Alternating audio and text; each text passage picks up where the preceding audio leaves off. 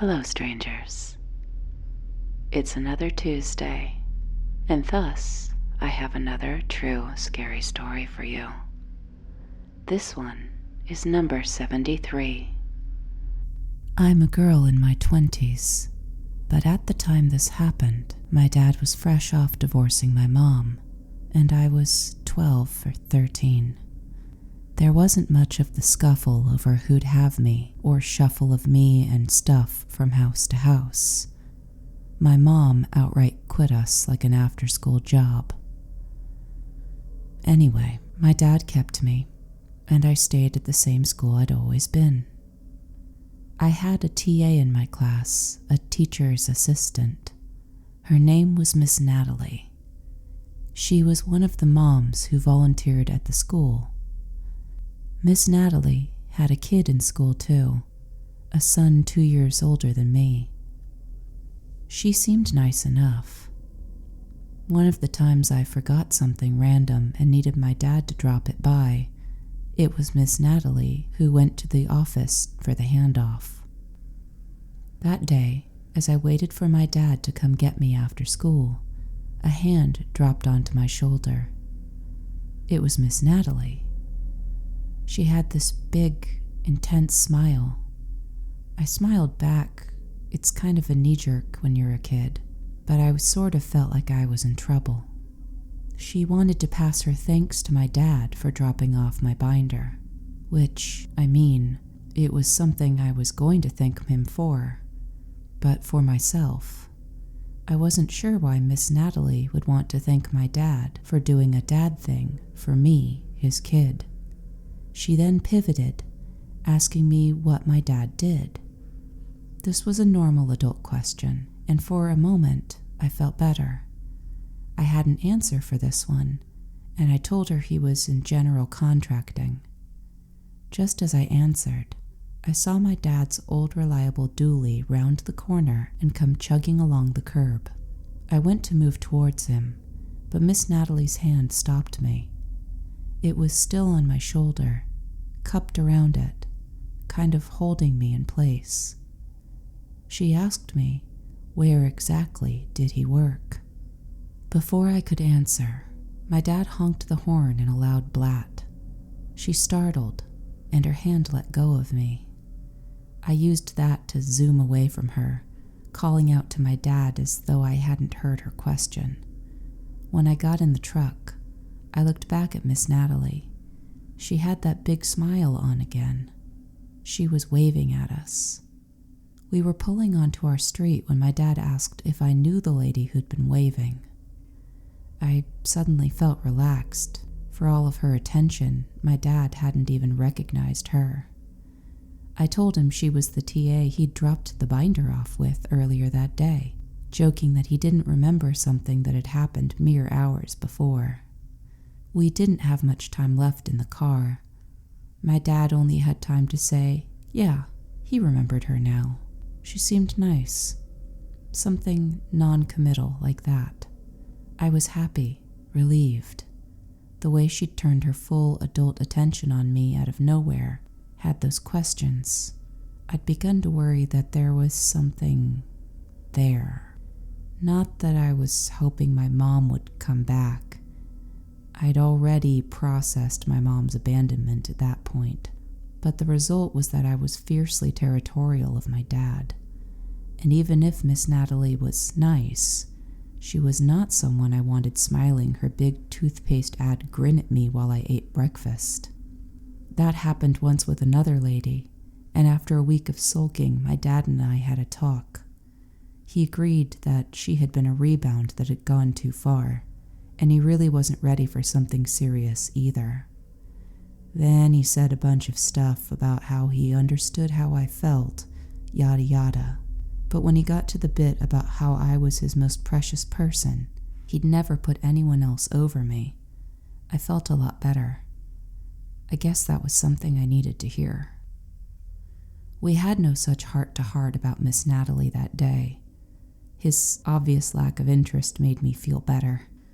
Things were quiet for just a few days, and then, as I was leaving the classroom for recess, she stopped me again. At first, it was just, "Hi, how are you today?" I said fine, and then did the expected thing and asked how she was.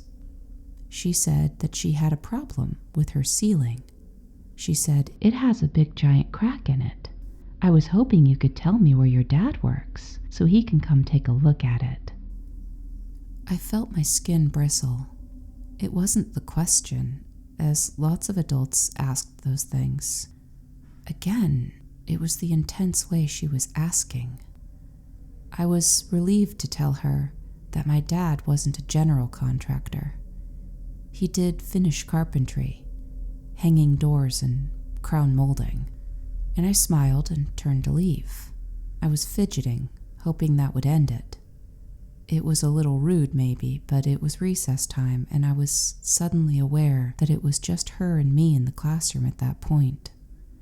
I felt weird about that. I added, "It's my dad's name, construction in the yellow pages." I wanted to appear helpful even as I gloated at thinking of the ceiling and drywall guy, Mr. Denny, that would be dispatched to help her with her ceiling. Mr. Denny was a gruff old man with beige teeth and a habitual plumber's smile, even when he wasn't bending over. He'd warmed up to us after my mom left, becoming a sort of proto-uncle. He always referred to me as the kid.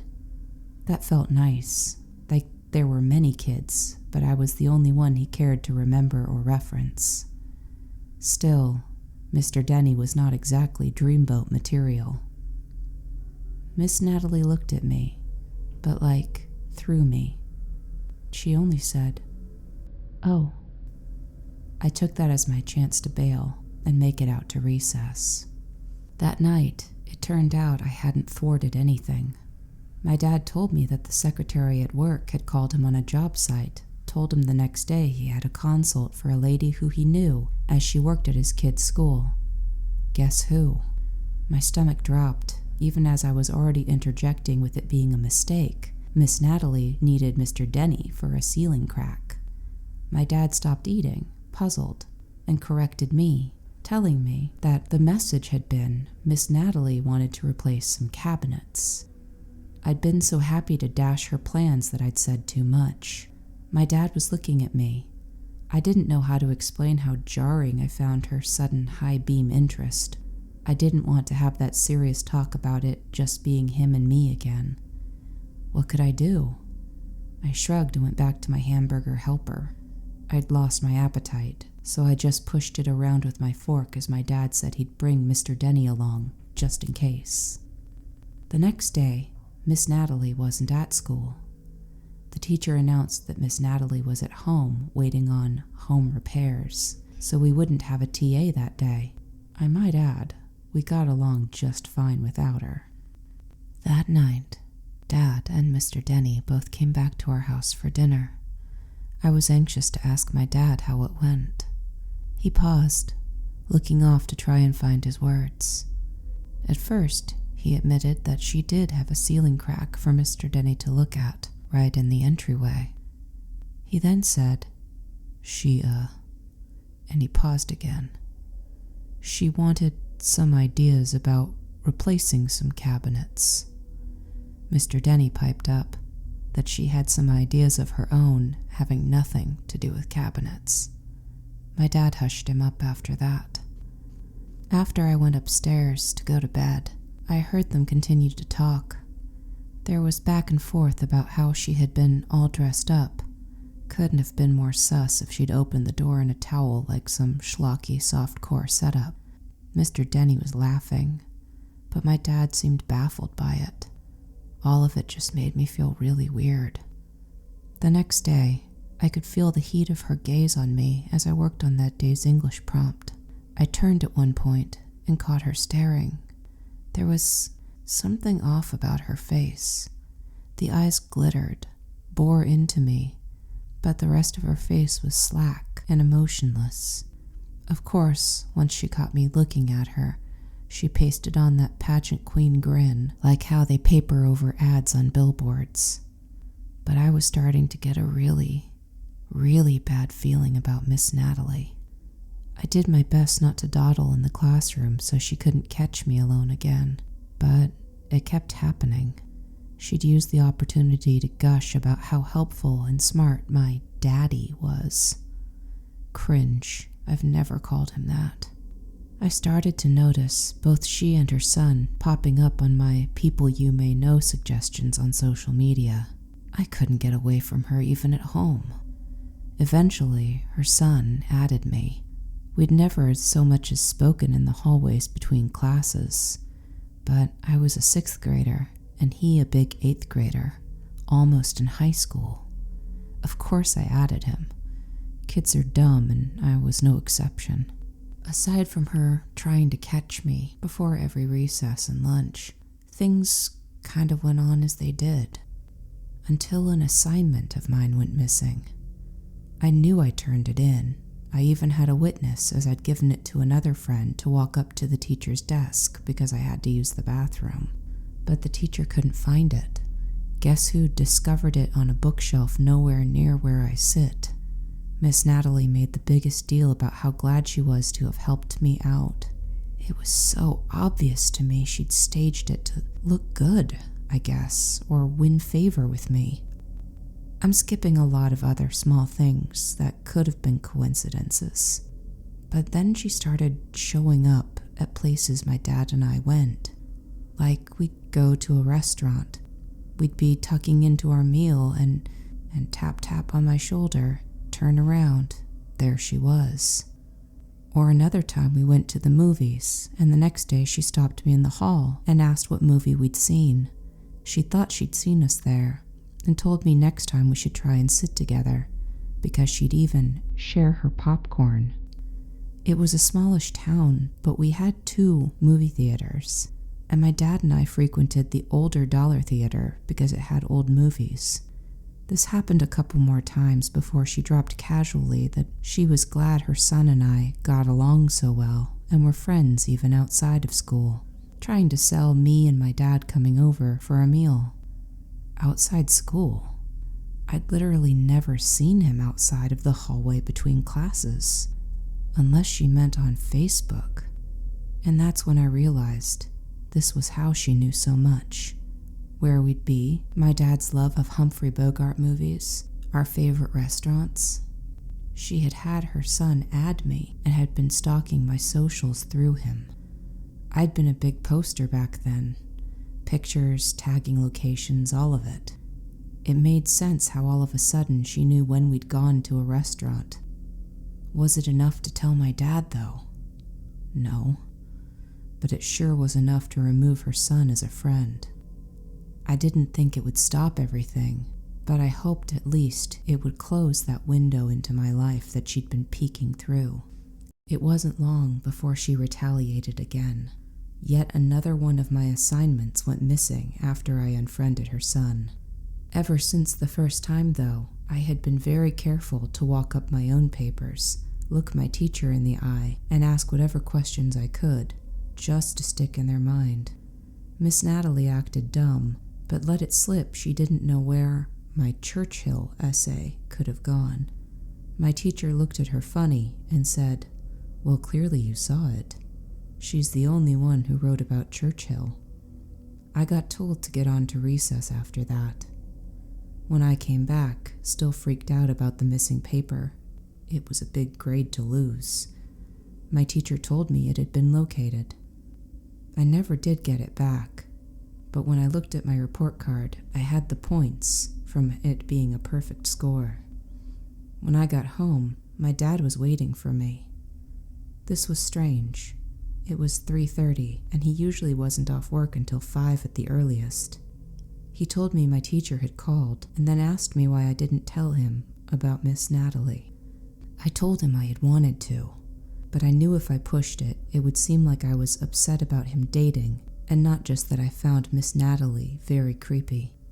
I asked him what the teacher had told him, expecting to hear that my papers had been taken by her. My dad confirmed this to be the case, but also there had been something else.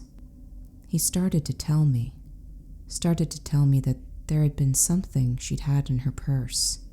I think it might have been something of his or something of mine. I don't know for sure because he would never finish that sentence, and still hasn't.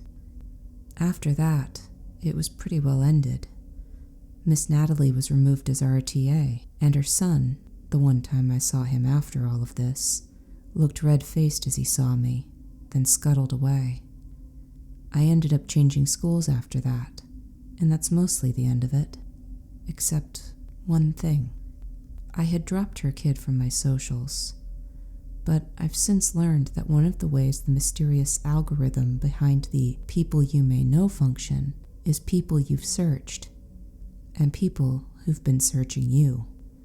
So if this was all a misunderstanding, a girl who'd lost one parent and was thus overprotective of the one she had left, and if it was just a bunch of harmless coincidences, and if it was well and truly over, can anyone tell me why I saw her account in my People You May Know recommendations today?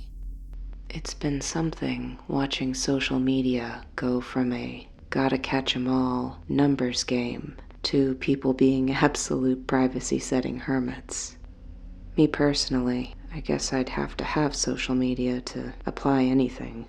Not that I'm judging. I mean, I'm here, aren't I? And while you may not know my face, or what I had for lunch, or what I think of the latest sports ball game, some of the things I've told the people on here about, I've had friends for over a decade that never knew. I don't know what that makes us. Maybe just a bunch of friendly strangers.